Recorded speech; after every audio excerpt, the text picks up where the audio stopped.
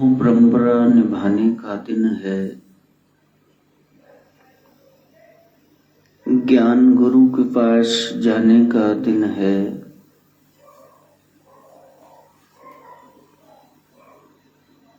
गुरु ज्ञान है और ज्ञान गुरु में समाया हुआ है। गुरु मीन्स नॉलेज पर्सोनिफाइड। चलता फिरता ज्ञान आपने देखना है तो सदगुरु नाथ के आप दर्शन करो। सप्ताह में एक दिन ऐसा जब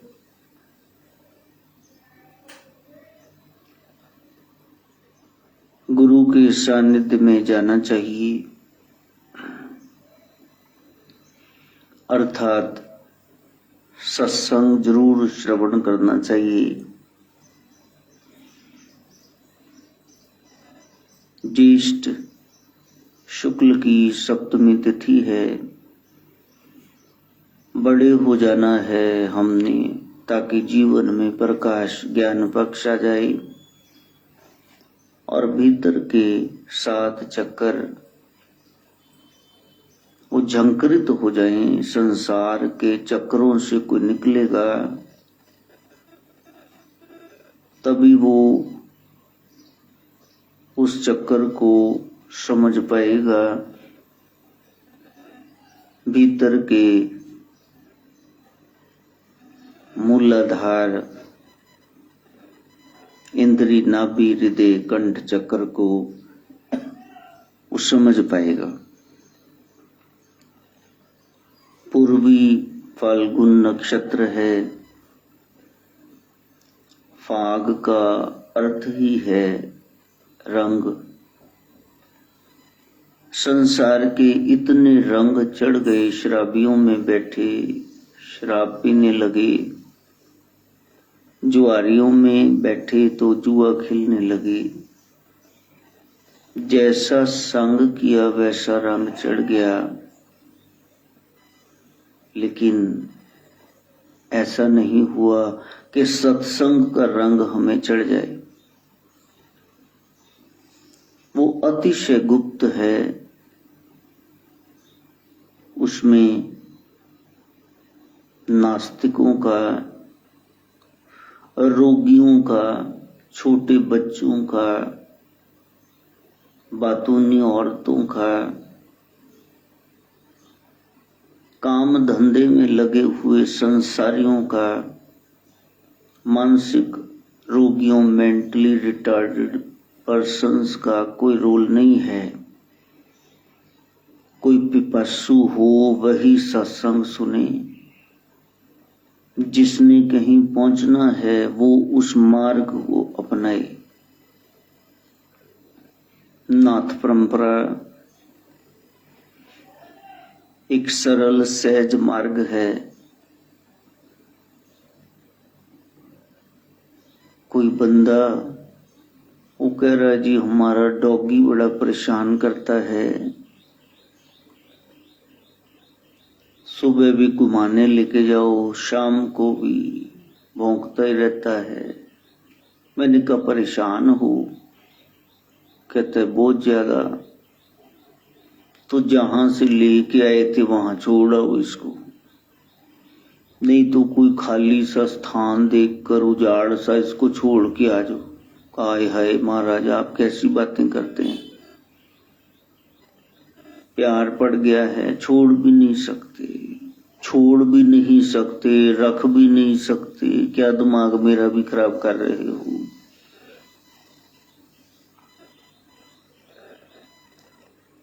कह दिया सुखदेव मुनि ने, गुरुदेव जनक जी महाराज मैं आपके पास मिथिला बिहार में आया हूं, मैं बहुत परेशान हूं। ये माता पिता, ये घर कुटीर, ये छूटता नहीं संसार।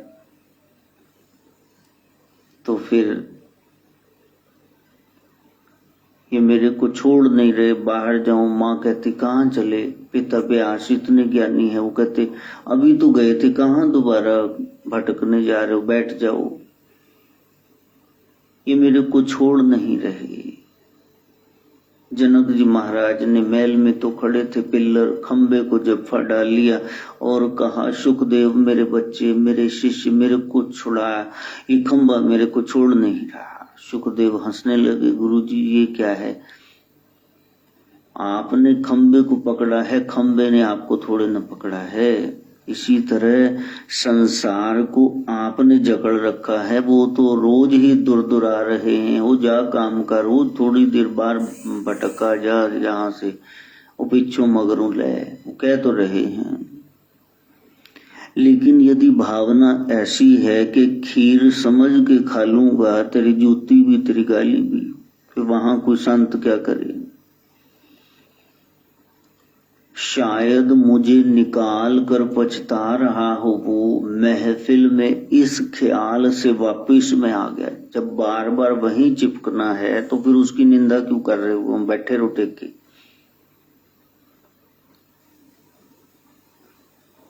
ਧੀਆਂ ਧਾੜ ਪੁੱਤਰ ਮਾਰ ਰਨ ਦੁੱਖਾਂ ਦਾ ਖੂਹ, इस दोजख चों सुतरिया कोई हरजन कड्डे तू। हरि का जन हो, निकला हुआ हो, वो निकाल सकता है, जो खुद डूबा हुआ है। पाषाण गुरु पत्थर वो क्या तारेंगे, वो तो डूबे पड़े पहले ही। बाँ पकड़ काट लीने अपने ग्रह, अंधकूप ते माया, ठाकुर तुम शरणाई आया। पहले शरणागत हो जाओ, शरणागत वत्सल भगवान है, निस्संदेह आपका उद्धार होगा, बेड़ा पार होगा। पहले ठान लो, मुश्किल है क्या जहां में, अगर ठान लीजिए, पहले पक्का इरादा कर लो। डिक डोले क्यों खा रहे हो, डामाडोल क्यों हो, डामाडोल दी मिट्टी खराब। A rolling stone gather snow moss, पहले टिक जाओ, बैठ जाओ, मैंने ये काम करना है। फर्म डिसीजन हो आपका, दृढ़ संकल्प हो। योगी वो, नाथ वो, सिद्ध ओगड़ वो, जिसने फैसला कर लिया कि मैंने संसार में रहते रहते इससे अलग रहना है, बस ये मेरा है ही नहीं। उसकी जेब में हमेशा पर्ची रहती है, खीसे में, पॉकेट में, ये भी नहीं रहेगा। खुशी है वो नहीं रहेगी, कोई व्यक्ति वस्तु स्थान मिले हैं वो भी नहीं रहेंगे, दुख है वो भी नहीं रहेगा। जब कुछ रहने वाला नहीं है, सदगुरु नानक से सिद्ध योगियों ने पूछा कि आपका बाबा घर कहाँ है, हम तो बाला समझ रहे थे, छोटा बालक, आप तो स्वयं नारायण कलाधार हो, आप कहाँ रहते हैं। तो कहा कि पृथ्वी घूम रही है सूर्य के गिर्द, जो खुद ही घूम रही है, टेके नहीं बैठ रही, चलायमान है। ऐसे चलते हुए जगत में मैं कहाँ घर बसाऊं।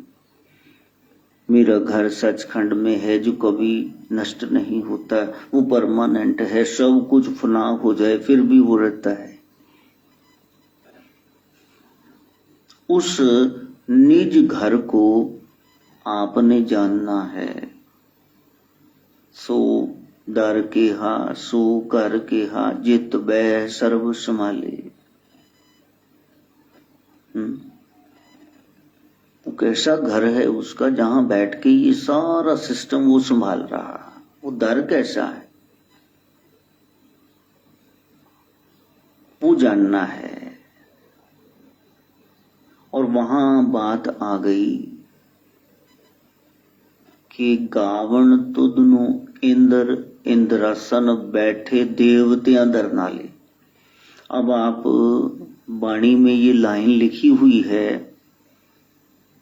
अलकापुरी में, स्वर्ग में इंद्र भी आपको गा रहा है, हे ओंकार देवतियां दर नाले। तो फिर आप ये कैसे कह सकते हैं कि देवी देवते नहीं होते। यहां तो लिखा ही हुआ है। तो प्यारे, जिसका नाम है वो है, आप नहीं जानते, राह पे जानिए तो वाह पे जानिए।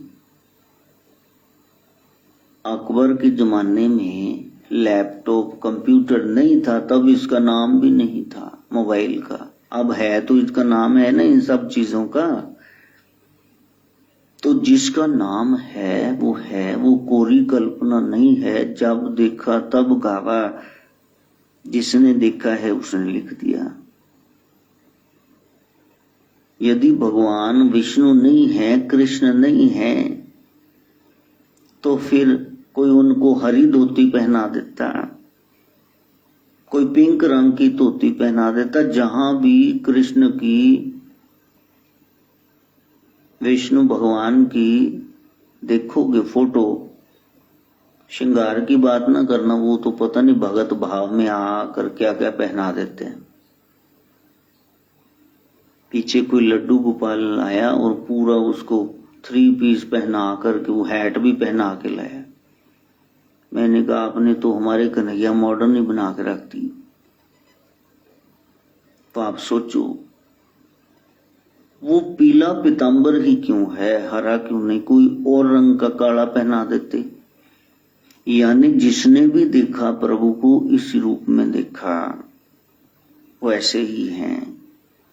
कश्मीर से कन्याकुमारी तक, देश विदेश में जहां जहां देखा तो उस कान्हा को इसी रूप में देखा। वो पीतांबर है, उसका पीला वस्त्र है, पीत वो पट है उनके।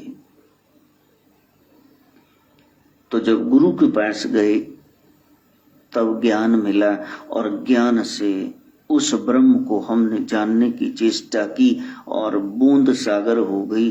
अब पानी से पानी अलग करना बड़ा मुश्किल हो गया। जिसने खोजा खो गया और वो उसी का रूप हो गया। भक्ति कर रहा था भगत भगवान की, ये भक्ति और भगत भगवान एक ही हो गए, कोई भेद नहीं रहा। राम कबीरा एक भयो है, को न सके पहचान। अब कोई पहचान ही नहीं सकता दोनों में क्या अंतर है। वहां तक पहुंचना, रंगे जाना, बस ये एक एक क्षण पल याद दिलाता है। अभी करीब करीब थोड़े से दिन कम महीना रह गया, माधव सरकार का 14 को जुलाई को जन्म दिवस है। वो अनुभूति है, हमारा नन्ना ही वापस आ गया। और फिर वो अगस्त का 15 अगस्त का समय भी आने वाला है, जब इस दरबार में शिफ्ट कर दिए गए। तो बोलने का बिल्कुल मन नहीं होता कि क्या समझाना है, किसको बताना है। चीखे मारे जाओ। वो रतन का स्वर्ण हार, नौलखा हार, जिसने जाकर के 450 का 500 का गारंटी वारंटी वाला या आर्टिफिशियल ज्वेलरी शॉप से खरीदना है हार, वो तो दूर दूर तक कल्पना नहीं कर सकता। इसकी 9 लाख तो कीमत नाम में ही छिपी हुई है, नौलखा हार। अब जिसने लाख रुपए इकट्ठा ढेरी नहीं देखी कि ये मेरा है, वो क्या नौलखा हार खरीदेगा। हरि नाम के हीरे मोती ये बड़ी कीमती हैं, बेशुमार कीमती हैं। और कीमती चीज को कीमत अदा करके ही उतनी खरीदा जा सकता है। आपके पास सबसे कीमती श्वास है, बस इन श्वासों को हरि सुमरन में लगा दो। नाथ वही, सिद्ध योगी वही, जिसने श्वास ग्रास बंदगी की है, हर श्वास को नाम से भरा है। कन्या राशि में चंद्रमा का प्रवेश है। हम इस बुद्धि को, जो कुंवारी कन्या है, उसको गुरु ज्ञान से भर लें, वरना जो भी इसके सामने आएगा ये उसी की होकर रह के जाएगी। आईने में जो भी आई सामने छवि, उसने अंकित कर ली। संसार का आकर्षण ऐसा है कि आपकी बुद्धि उसमें व्यस्त हो जाएगी, फंस के रह जाएगी। और उससे निकलने का मार्ग एक ही है, उस शिव का आप ध्यान करो। ये नाथ परंपरा, ये शैव मत ही है, बस उसका आप ख्याल करना। कल कूड़ा लेने के लिए स्वीपर भाई आए, लेकिन वो पापा जी सोच रहे हैं मनी डाल देगा, मनी सोच रहा है ये डाल देंगे, और वो डस्टबिन 4 वो भरे के भरे पड़े। जब सदगुरुदेव आए, आवाज लगाए, तो जितना दिमाग में कूड़ कबाड़ भर रखा है, जंक डीलर शॉप, उसको कबाड़िया शॉप बना के रखा, वो सब दे दो आप वहां से। बुराइयां छोड़ देना, यही सत्संग है। दिमाग से खार खोट निकालना यही है ना। नींबू मिर्ची कहाँ टांग देते हैं? घर के अंदर। कभी देखिए, नींबू मिर्ची गेट के बाहर ही टांग देते हैं। अर्थात इस घर में जिसने, ये स्वीट होम है, जिसने भी आना है, एक काला परांदा बाहर लटक रहा है, चड़ेल का मुंह बाहर भूत का लटक रहा है, ऐसे फेसेस अंदर ना बनाना। ये तीखापन, ये खार खोट, ये खट्टापन बाहर ही छोड़ के आना। उसका अर्थ हमने नहीं जाना है, बस अंधविश्वास में फंस के रह गए हैं। तो जिसका राक्षसीपन खत्म हो गया, दिल में कोई खार खोट नहीं है, तीखापन नहीं है वाणी में, मनसा वाचा कर्मणा एक हो गया, बस वही नाथ है, वही सिद्ध है, उगड़ है, योगी है। वेश का वो मोहताज नहीं है, किसी भी देश काल में वो हो सकता है गोरक्ष का बच्चा।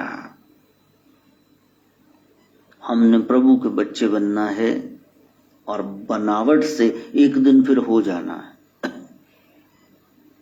उसके लिए सत्संग जरूरी है। केवल नाम जपते रहोगे तो जिसका नाम ले रहे हो, चाहे वो सामने बैठा रहे, आप पहचानेंगे नहीं। सत्संग में उसका रूप बताया जाता है, वो ऐसा है, वो ऐसा है। तो जब रूप बताया गया, उसकी लीला, उसका सामर्थ्य, उसकी शक्तियां बताई गई, फिर आपको पता चल गया कि यही है, इसके अलावा कोई नहीं है। इसलिए सत्संग को अनिवार्य कर दो जीवन में। जैसे श्वास के बगैर नहीं रह सकते, सत्संग के बगैर आप रह ना पाओ। कृष्ण बैठे हुए हैं और अर्जुन आकर के चरणों में बैठ गया। कहा, पार्थ तुम मेरे सखा हो, बुआ कुंती के बेटे हो, ये क्या है, इधर आओ। कर नहीं, मैं आपके रूप को जानता हूं, प्रभु कृपा करो। कहा, सच में कृपा चाहिए? कहा, हाँ। तो फिर आपको अनेक साधनाएं मैं करवाता रहता हूं। कभी शक्ति की, महाकालिका की साधना बता दी, और फिर आपने वरदान ले लिया शक्ति से, ठग लिया आती चातुर देवी को, और चातुर्य से भरी महाकालिका मंद मंद मुस्कुराती हैं, अर्जुन तेरे को ये भेद किसने बताया? कहा, महामाया आप तो सब जानती हैं, बस उसी ने बताया, बंसी वाले ने। सोच के देखो, समय समय पर कभी स्वर्ग जाओ, वहां से श्राप मिला, तो श्राप भी अप्सरा का वरदान सिद्ध हुआ अर्जुन के लिए। कहने, हे केशव, मेरे को युद्ध जीतना है, तो मेरे को कोई अस्त्र शस्त्र ऐसा चाहिए जिससे मेरे को भरोसा हो जाए, हाँ अब मैं जीत जाऊंगा। तो कृष्ण भगवान कह रहे हैं, फिर तुमको एक काम करना होगा। कहा, क्या काम करना? वो काम हमने करना। नमः शिवाय, ओम नमः शिवाय, हर हर भोले नमः शिवाय। तो वहां शिव की साधना बता रहे हैं। कौन बता रहे हैं? विराट स्वरूप वाले भगवान कृष्ण। रावण का बाल बांका नहीं हो रहा है तो फिर सागर के तट पर बैठ करके प्रभु इसकी रक्षा आप करोगे तो ये दुष्ट कैसे अपनी मुक्ति को प्राप्त होगा? आपका बच्चा है। तो फिर रामेश्वर धाम पर बैठ करके प्रभु श्री राम क्या गा रहे हैं बताना पड़ेगा क्या? नमः शिवाय ओम नमः शिवाय हर हर भोले नमः शिवाय। सतयुग में सागर मंथन से जहर निकला, पहले ही रतन किसने समेटा? घोर कलिकाल में सबसे बड़ा सतगुरु नानक जिन कल राखी मेरी कहां से शुरू हो गया एक ओंकार पाठ जपजी साहिब का। वो साहिब कौन है? वो ओंकार कौन है? उसको आप कोई नाम दे लो, हम तो उसको शिव गोरक्ष कह रहे हैं। तो भगवान कृष्ण कहते हैं शिव की शरण में जाओ। इंद्रकील पर्वत पर भगवान शिव की पिंडी बना करके अर्जुन दिन रात साधना कर रहा है। दुर्योधन ने मूक नाम के मायावी राक्षस को वहां भेजा। वो शूकर वेश में पर्वत की शिखर उखाड़ उखाड़ के वृक्ष फेंकने लगा। एक किरात शिकारी आया और उसने तीर छोड़ दिया। इधर अर्जुन ने समाधि भंग हुई तो धनुष उठा के तीर छोड़ दिया। दोनों के तीर लगे। अब किरात कह रहा है हंटर शिकारी मेरा शिकार है, और अर्जुन ने कहा ये तो मेरा शिकार है। खाना दोनों ने नहीं है लेकिन लड़ाई शुरू हो गई। फैसला हुआ द्वंद्व करें, दो हाथ कर लें, मल्ल युद्ध ड्यूल। जो जीतेगा वो ले जाएगा उसको उठा के। गांव वालों को परेशान कर रखा है इस मायावी मूक ने। तो ये शिकार किसका है? दोनों युद्ध करने लगे। अब जैसे ही अर्जुन जाए तो वो तो बल्ला निकाल के पटक दे शिकारी इसको। तब मन में ख्याल आया, हे सदगुरुदेव, हे कृष्ण भगवान, ये तो साधारण सा शिकारी मेरे से मर नहीं रहा, हार नहीं रहा, इतनी बड़ी सेना कैसे हराऊंगा?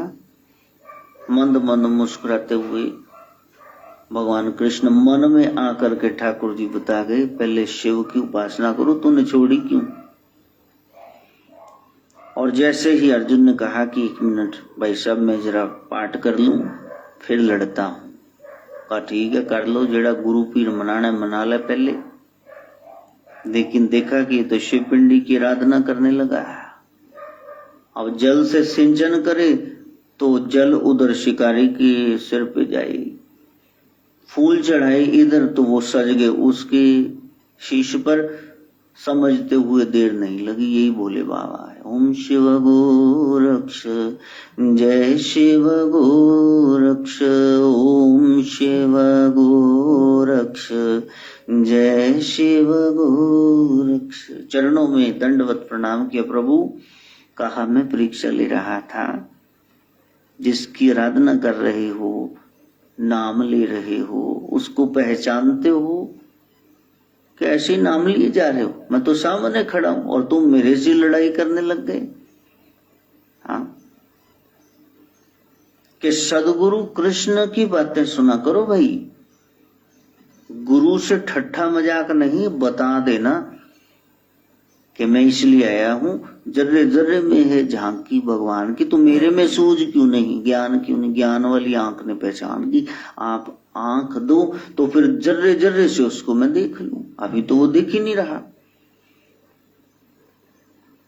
जब स्वरूप के दर्शन हो जाएंगे, ऐसा है प्रभु का रूप, तो फिर आप पहचान लोगे कि यही है। नाथ वो है जिसको वो दृष्टि मिल गई है, सृष्टि के कोने कोने में उसको ही देख रहा है। जब बाबा बुड्ढा जी 6वीं पातशाही सदगुरु हरगोबिंद सिंह जी महाराज के चरण शरण में गए और जाके मत्था टेका, कहा आपके आशीर्वाद से मेरा जन्म हुआ, माता गंगा के यहाँ, अर्जुन पिता के यहाँ उनकी सिद्धि हो गई, गुरु गद्दी पे मेरे को थाप दिया गया, मैं सेवक हूँ गुरु घर का। लेकिन आप बुजुर्गवार हो, आप मत्था ना टेको। आपने 5 गद्दियां देखी हैं सदगुरु नानक के घर की। तो मुस्कुराने लगे बाबा बुड्ढा जी, मेरे साथ ऐसा गुरुवर मजाक क्यों कर रहे हो? आप तो कभी मजाक नहीं करते।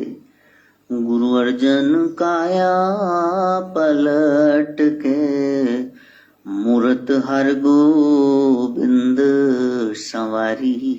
वही अर्जुन पिता, वही नानक अब ये छठी ज्योत में आ गए। मैं पहचानता हूं आपको। सत्संग से, निरंतर बचपन के सत्संग से ज्ञान हो गया कि वो जो शक्ति है अब इनमें सिंहासन पे ये बैठे हुए हैं। और यदि दृष्टि नहीं है तो फिर पहचान नहीं पाओगे। चश्मा लगा है 6 नंबर का, ऐनक के बगैर आप अखबार पढ़ नहीं पाओगे। चाहे आपकी आंखें हैं, आई टेस्ट कराओ, चश्मा लगवाओ और फिर पढ़ोगे उसको। मान जाओ, आंख होते हुए भी नहीं देख पाते हो तो फिर वो तो अदृष्ट है, सूक्ष्म अति सूक्ष्म है, उसको कैसे जानोगे? गुरु जी ने कहा चलो तुमको मैं लेके चलता हूं। बृहस्पति लेकर के जा रहे हैं इंद्र को। तो मेरा लाडला है, तूने 100 अश्वमेध यज्ञ किए हैं, इंद्रासन तेरे को मिला है। नारायण ने प्रसन्न होकर, ब्रह्मा ने तुमको आसन दे दिया, लेकिन शिव के दर्शन करने हैं। आओ शिव का दर्शन करें। कहा ये किस बला का नाम है चिड़िया का? कहा ऐसे नहीं बोलते मेरे बच्चे, महाशक्ति तो वही है। कैलाश चढ़ने लगे और गुरु जी तो बुजुर्ग हैं, धीरे धीरे आ रहे हैं, एक एक कदम नमः शिवाय से भर रहे हैं, श्वास को कदम बढ़ा रहे हैं। लेकिन इंद्र जवान है, वो उड़ा जा रहा है जवानी के जोश में। रास्ते में अवधूत बैठा देखा, एक समाधिस्थ जटाजूट। कहो भाई कितनी दूर है, कैलाश शिखर कहाँ है? बोले बाबा के दर्शन करने। वो अवधूत समाधिस्थ ही रहा। इंद्र ने कहा देख तो किस सिद्धि को पाए हुए है मेरे को नहीं पता, लेकिन ये मेरे पास वज्र है, जिसके मार दो ना सिर पे तो वो कभी उठेगा नहीं। उठ जा जल्दी, पखंड ना कर। लेकिन साधु बाबा अवधूत जटाजूट वो तो बैठे हैं श्याम वर्णे मेघ वर्णे ध्यान में। तो इंद्र ने क्रोध में आओ न ताओ देखा और पटक दिया, सिर पर वज्र का प्रहार किया। भयंकर विस्फोट हुआ, ज्वाला जलाने लगी। उस खंड को, हिस्से को इंद्र दौड़ रहा है। तो फिर कहा कि गुरुदेव गुरुदेव बचाइए, पाही माम त्राही माम। कहा क्या करके आया है, ये कहां से लपटें आ रही हैं, क्या अनिष्ट किया है? गुरु के पीछे रहते आगे दौड़ते। तो कहा वहां कोई अवधूत बैठा था समाधि में साधु, तो मैंने तो वज्र का प्रहार कर दिया। तेरे को कहा जब जान इज्जत का खतरा हो जाए, धर्म की रक्षा, तब ये शस्त्र मिला, तो तुमने साधु पे इस्तेमाल कर दी। साधुओं को मत्था टेकना है पिता को माता को कि उनको अपनी शक्ति दिखानी। चल दिखा कौन सा अवधूत है। देखा तो वो बेवकूफ इन्हीं के तो दर्शन कराने लाया था। ये शिव हैं। हे शिव आप शांत हो जाओ। नमः शिवाय, ओम नमः शिवाय, हर हर भोले नमः शिवाय। शिव शांत हुए, आशीष दी। तो फिर रास्ते में इंद्र कहने लगा गुरुदेव वो तो शुक्र है उन्होंने अपना त्रिशूल नहीं उठाया, तो वरना तो पता नहीं क्या हो जाता। तो गुरुजी ने कहा, महामूढ़, अभी तक मूर्ख श्रोमणी समझा नहीं, शिव को तुझे मारने के लिए किसी शस्त्र की जरूरत नहीं, उनकी आंख का तेज ही तेरे को भस्मीभूत कर डालता है। वो तो तेरे को समझाना चाहते थे, मारना चाहते तो उन्होंने काम को भस्म कर दिया था। तेरे को समझाना चाहते हैं कि प्यारे, इतनी ऊंची पदवी मिली है तो जितने फल लगे उतना झुक जा। और इंद्र, एक बात जान ले, एको ही रुद्रो न द्वितीयाय तस्तु, दूसरा कोई नहीं है, एक ही शक्ति है रुद्र। इंद्र ने कहा कि फिर मैं क्या किया करूं? बृहस्पति कह रहे हैं, बृहस्पति इंद्र से कह रहे हैं, वो उसके गुरु हैं, कह रहे हैं भज ओम शिव गोरक्ष, जय शिव गोरक्ष, ओम शिव गोरक्ष, जय शिव गोरक्ष। इनके पास पाशुपत अस्त्र है और वही अस्त्र वो देते हैं अर्जुन को जब वो भक्ति करता है। किरात रूप में, शिकारी के रूप में शिव आते हैं और देते हैं, लोग तुम्हारी निस्संदेह विजय होगी, क्योंकि तुम्हारे साथ सदगुरु खड़े हैं। सदगुरु ऐसे जो ज्ञान करा दें, जो फैला हुआ छिपा हुआ है विराट, उसको बोना बना के सामने दृष्टि गोचर करा दें, दर्शन करा दें। तत्पदम दर्शितम येन तस्मै श्री गुरुवे नमः। जिसने उस तत् शब्द को जना दिया।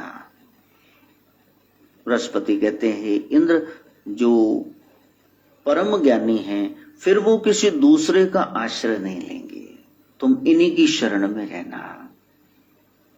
इंद्र को मंत्र मिल गया, ओम शिव गोरक्ष, जय शिव गोरक्ष।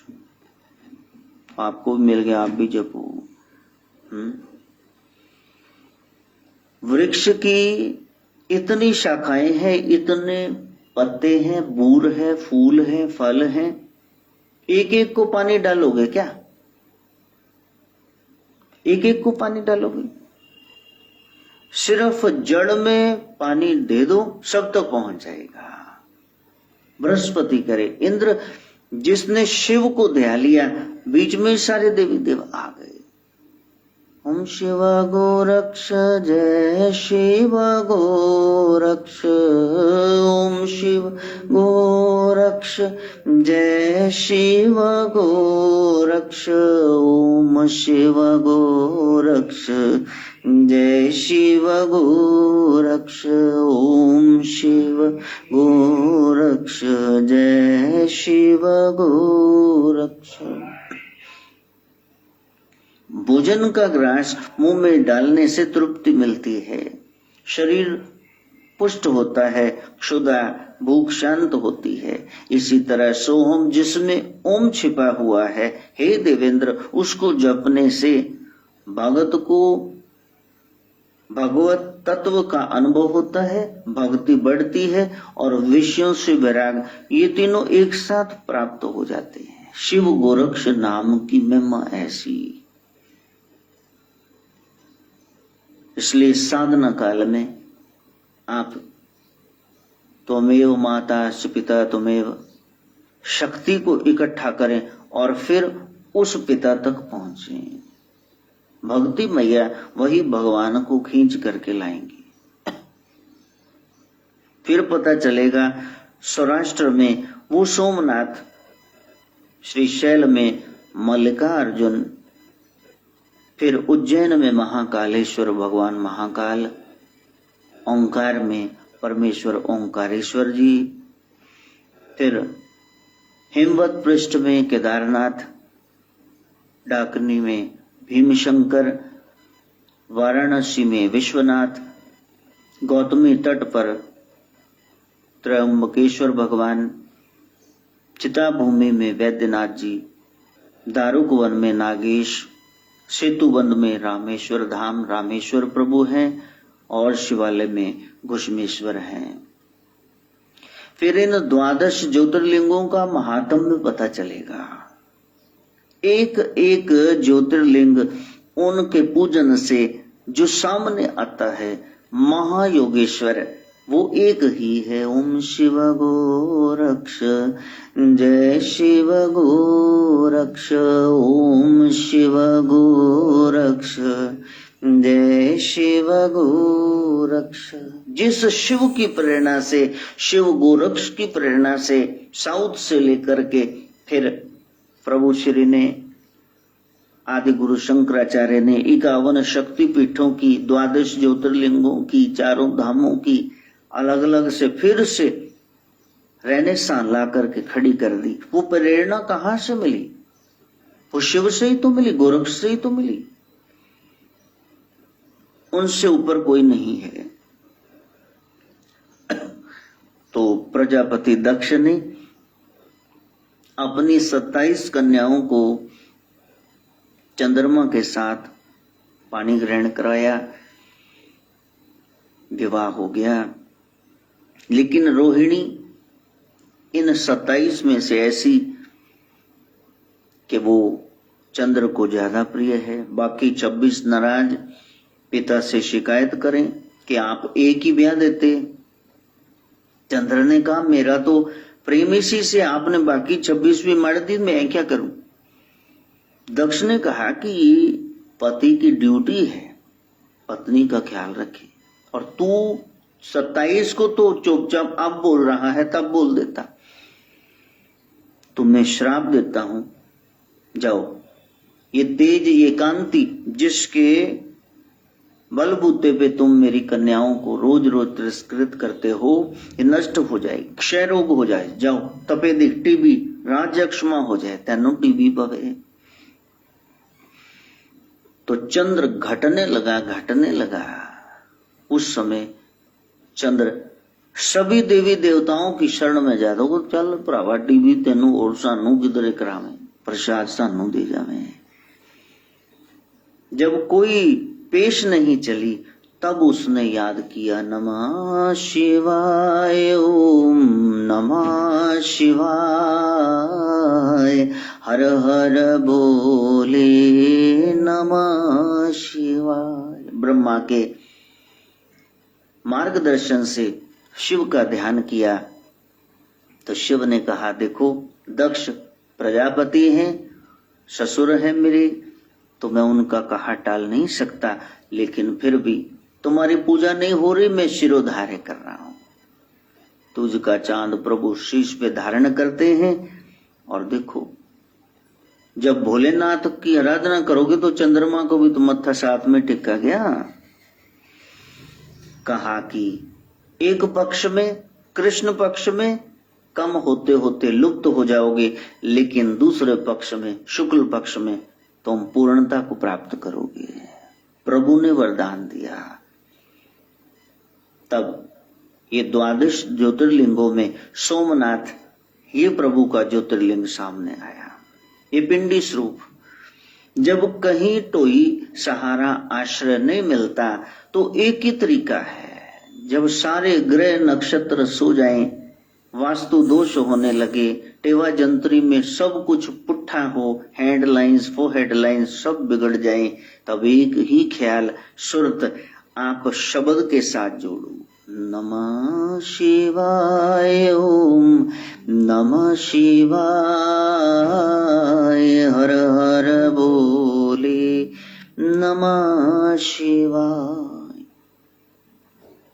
जिसका ध्यान रामेश्वर धाम पर शिव पिंडी को पूज रहे हैं, स्वयं वो जिनको आप रमी शक्ति विष्णु साक्षात परम ब्रह्म कह रहे हैं, तो फिर आपको पूजने में क्या हर्ज है जी। एक बाप है तो एक दादा भी तो होते हैं, बाप के बाप, उनको पूजने में क्या हर्जा हो रहा है। बस उनकी शरण में जाओ। बाप तो कभी कठोर हो भी जाएं, लेकिन दादू नहीं होते हैं। दादा पोते से बहुत, पोती से प्रेम करते हैं, अपनी जेब के पैसे भी खर्च देंगे उस पे। दक्षिण दिशा में देवक एक पर्वत है, सुधर्मा नाम का ब्राह्मण, वेदज्ञ ब्राह्मण वहां रहता था। सुदेहा उसकी पत्नी थी। कोई संतान न हुई तो सुदेहा ने कहा, बेऔलादे निपुते मरने से अच्छा है मेरी बहन है घुष्मा, प्रभु आप उसको पत्नी बना के ले आए, संगनी। तो फिर वहां पुत्र हुआ घुष्मा से, और बहन सदेहा खुद ही लेकर के आई थी तो खुद ही जल बुन गई कि तो सारा प्यार उधर ही उड़ेल रहे हैं। उसने पुत्र को मार करके कुएं में डाल दिया। लेकिन घुष्मा वो शिव की उपासिका है। उसने देखा पुत्र नजर नहीं आ रहा, कहा हे शिव आप संभालना, बस यही हम कमी रहने देते हैं संसार में, जगत में। हम कहते हमारा है तो प्रभु कहते फिर संभाल, यदि तुम्हारा है। यदि कह देते आपका ही है, ये व्यक्ति वस्तु स्थान प्रभु आप ही रक्षा करना। तो घुष्मा जैसे ही गई शिव की उपासना की तो फिर आवाज आई, घुष्मा जानती हो क्या हुआ? कहा शिव की शुभ की उपासना कर रही हूं, सब शुभ ही हो गया। कहा तेरी बहन ने बेटे को मार करके फेंक दिया है बीच में। कहा जिसका था, जिसकी वस्तु सोई ले जाएगा, रोज किसी से कीजिए, मेरे तो शिव है। यदि शिव बाबा ऐसा चाहते हैं तो फिर ऐसा ही हो। अब मैंने रोज किसको दिखाना है? प्रभु मैं आपकी शरण में हूं। तो वहीं प्रभु ने कुएं से बाहर निकाल करके बेटा दे दिया और कहा प्रभु यदि यहाँ आए हैं तो इसकी एक अच्छी सी याद बनी रहे भक्तों के लिए कि भगवान ऐसे हैं। गई बहोर गरीब नवाजू, जो आपके जीवन से चला गया है बहोर वो भी सामने लाके खड़ा कर दे, ऐसा मेरा प्रभु। तो घुष्मेश्वर महाराज की वहां पिंडी की स्थापना हो गई। अब द्वादश बताने लगेंगे, 3 तुमने बता दिए तो फिर तो उस विषय से हम भटक जाएंगे। नाथ चर्चा का सार यही है, ओम शिव गोरक्ष जय शिव गोरक्ष, ओम शिव गोरक्ष जय शिव गोरक्ष। कि आप उस शिव से शुभ से जुड़ो। रोज रोज शिव का ध्यान करने से सोच अच्छी, वाणी मधुर और व्यवहार सद्व्यवहार हो जाएगा। इंसानियत जगेगी तो हम इंसान से भगवत्ता भगवान की ओर बढ़ेंगे। ये करना है, ये करने के लिए हम आए हैं। और नाम जप के बिना ये संभव नहीं है। वेद में बताया गया कि वहां वेद यानी ज्ञान। क्या है ज्ञान? दिमाग के साथ रिलेटेड, और सामवेद संगीत के साथ, भाव के साथ, यानी एक बैलेंस बता दिया गया हेड एंड हार्ट का, दिलो दिमाग का संतुलन। हम भारतीय ज्यादा ही दिल डेवलप करके बैठ गए, इमोशनल फूल बन गए। विदेशी लोग वेस्टर्न कंट्रीज में वो ज्यादा बुद्धिजीवी बन गए हैं। एक मिडिल पाथ चाहिए, बैलेंस दिल और दिमाग का। जहां दिमाग लड़ाना है दिमाग लड़ाओ, जहां भाव आने चाहिए भाव आए। वो कौन सिखाएगा? योग का मार्ग, वो balanced approach towards life, balanced state of mind, वो योग के मार्ग से सदगुरु गोरक्षनाथ जो बता रहे हैं उसी से संभव है। आप यदि दौड़ रहे हैं किसी काम के पीछे, उसको पूर्णता देने के लिए, तो फिर दौड़ते दौड़ते आप एकदम से रुक नहीं सकते। आप कहते हैं कोई बात नहीं, अभी नहीं बिजनेस चला, साल 6 महीने और देख लो, अभी दुकान बंद नहीं करनी, अभी और देख लो। पढ़ाई है, पहले पेपर में सारे फेल बच्चे हो गए, फिर कहा नहीं अब और मंथली टेस्ट होंगे, क्वार्टरली, हाफ ईयरली, हाँ इस तरह से होंगे। फिर आप बैठे रहते हैं, ट्यूशन लगा देते हैं। कि स्कूल छोड़ के आ गए थे, कितने नालायक थे, 4वीं 5वीं 6वीं 8वीं 9वीं, 9वीं में छोड़ दी पढ़ाई। तो जिसका एक अक्षर भी अभी पढ़ना शुरू नहीं किया, वो तुम क्यों ब्रह्म विद्या छोड़ रहे हो? पहले पढ़ो ना। प्राप्ति ना हो तो अलग बात है, कोई कंपार्टमेंट आ जाए, फेलियर हो जाए, अलग बात। तुमने तो ट्राई नहीं किया, बस तुम ट्राई करना। मीरा नाच रही है, पग घुंघरू बांध मीरा नाची रे। नहीं भाई, वो नाची नहीं, उसको नचाया किसी ने। और वो नचाने वाला क्या था? वो नाम था। वेद में ब्रह्म को, उसी को रहस्यवाद कहते हैं। मीरा को किसने नचाया? वो रहस्य क्या है? जहां जाकर के सारे सूफी एक मत हो गए, जे रब तू नहीं था दस होर रब केड़ा है। जहां गुरु से ऊपर किसी को मानना ही नहीं। ये नाथ परंपरा है, ये गुरु परंपरा है। इसलिए करबद्ध प्रार्थना है। गुरु लोगों की जिम्मेदारी बड़ी हो गई नहीं। वो तो आइडियल होने चाहिए, वो तो आदर्श ही हो, क्योंकि सामने वाले फॉलो करेंगे भाई उनको। वो जो सोच रहे हैं, बोल रहे हैं, कर रहे हैं, ऐसा ही तो चेले लोग करेंगे। तो गुरु का तो बहुत ज्यादा हो गया दायित्व, उनका फर्ज तो बहुत ज्यादा बड़ा हो गया। और गुरु से सीखना है तो पहले सदगुरु पदवी को प्राप्त करें। सदगुरु यानी सद ग्रंथों से ही सहारा लेकर के बोलना है, क्योंकि अपना अनुभव नहीं है, किसी और का अनुभव है। ये गुरु सदगुरु हो गए, अच्छी अच्छी बात बता रहे हैं। मैंने कितनी बार बताया, क्लास में पोयम पढ़ा रहे हैं, अंग्रेज ही हैं, अंग्रेजी के अध्यापक हैं।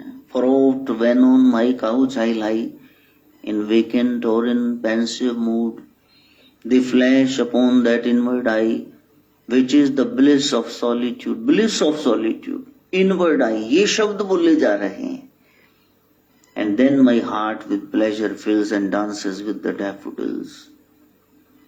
नरेंद्र बैठे हुए हैं जो बाद में विवेकानंद बने।